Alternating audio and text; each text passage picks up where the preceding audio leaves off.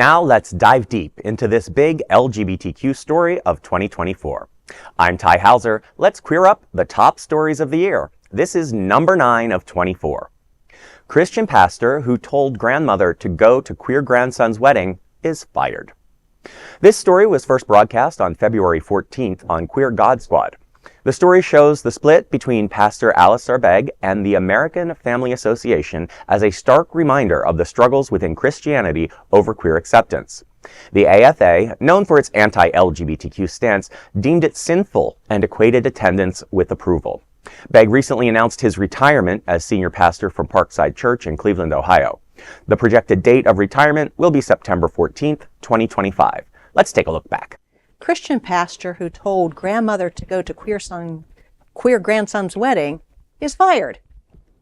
American Family Radio, the broadcast arm of the anti-LGBTQ+ American Family Association, has severed ties with 71-year-old church pastor Alistair Begg over his advice to a grandmother who has an invitation for her grandson's wedding to a transgender person. In a podcast, Begg encouraged attending the ceremony, but AFA branded it a, quote, homosexual marriage, end quote, claiming such marriages contradict biblical teachings. AFA Vice President Ed Vitigliano insisted on the wedding being a faux marriage and a sinful union. AFA President Tim Wildmon equated attending such events to enabling sin, saying, quote, if you go to the bar and you're an adult, that's your decision, but I'm not going to go and be a part of that, end quote. The rift highlights the AFA's stance that Christians attending same-sex weddings is equal to approving them. The AFA condemning LGBTQ+ individuals as immoral and satanic reminds us of countries like Russia, where the president has recently passed an anti-gay propaganda law. AFA also oversees 1 Million Moms, which is known for opposing LGBTQ+ representation in the media.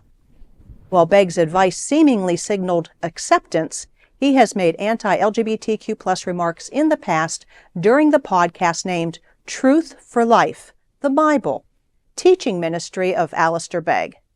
He has deemed homosexuality unnatural and endorsed conversion therapy. The question is, why this sudden change of heart? Does the pastor finally understand that God accepts us all and we are all equally loved? Likely not, but this clash between the pastor and the AFA also underscores a broader debate within Christianity regarding LGBTQ+ acceptance and resistance against perceived cultural shifts. It's always sad to me to see how these organizations, 1 Million Moms, the ACA, how they're out there just kind of pushing hate under the guise of some kind of religious... I want to jump into this quickly. Go. Reverend Dr. Atwell and I know each other. We're colleagues, and we actually attended some classes at Episcopal Divinity School together. And so we agree on a lot of topics, most of them together. Christianity and LGBT issues are not convergent, or divergent. They don't clash each other. Mm-hmm. When people say the Christian and the LGBT, that is not Christianity. I just preached on this a couple months ago. When the disciples said, what are the most important commandments? The 2 I'm going to give you now. Love your God first, and love each other as God loves you. That's it. Clear. That's it. There were no exclusions in there. No one's pointed out you can't do this, you can't do that.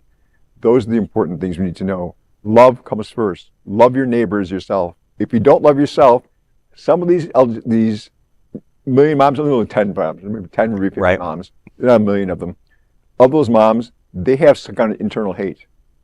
It shows in their advertising. I've seen their stuff before. I would watch, read their advertising. It's about hate. What do they hate about themselves? And they can't express that love. Yeah, they're fighting Christianity, not LGBTQ people. Well, and you are, Holy Angels, love without judgment is our motto and how we live in our preaching, in our worship, and everything we do, in our work in the community.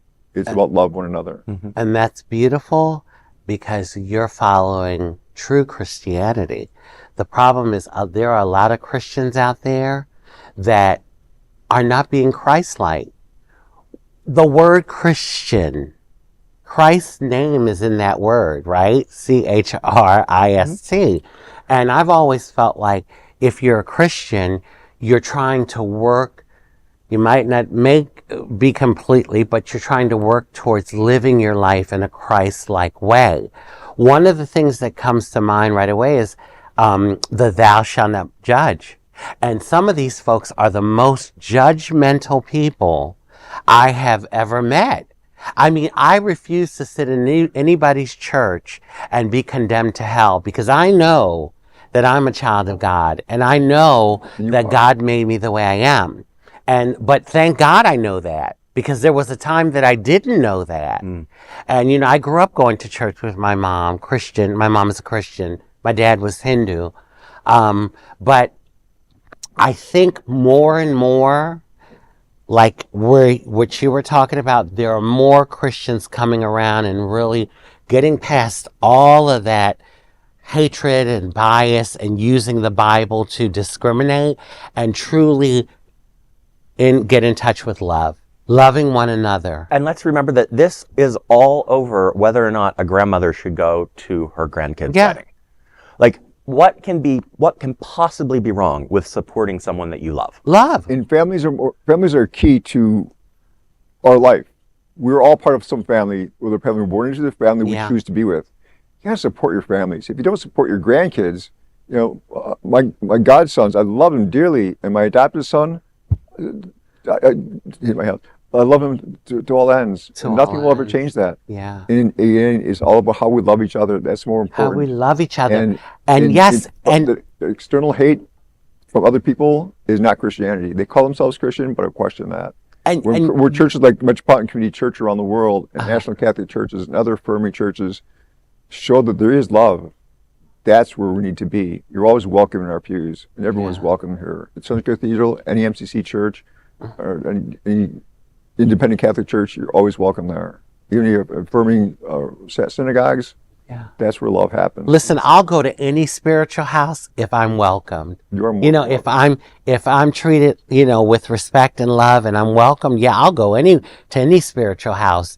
But this is something I think that drove a lot of our community away from the church. Of course. Because we grew up in church, and, you know, there's so many quote unquote sins in the Bible, but what was the one sin that they would focus on?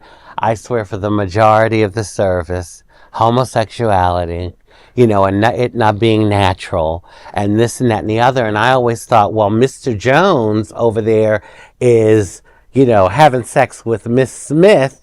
Y'all aren't talking about that. Mr. Jones is married to Mrs. Jones, but he's having he's committing adultery with Miss Smith. So, you know, it's just one of those things. And I think any religion, I have nothing against Christians. My mom is a Christian. And I think any religion and doctrine can get distorted and can be used in a negative way. So I love the fact. So back to the story. This one particular pastor resigned because he stood to his convictions. That's what's important. That's right. Standing by your convictions, holding on to what you believe, no matter if it means resigning from a job. So we applaud that pastor. Yes, definitely. Right. And of course, what the world needs now is love. Love. We're bringing you a special presentation of the 24 biggest stories of the year we call the Top 24 of 24. There's no other queer nonprofit media platform like this in the entire world. Support our LGBTQ stories by subscribing and sharing Queer News Tonight.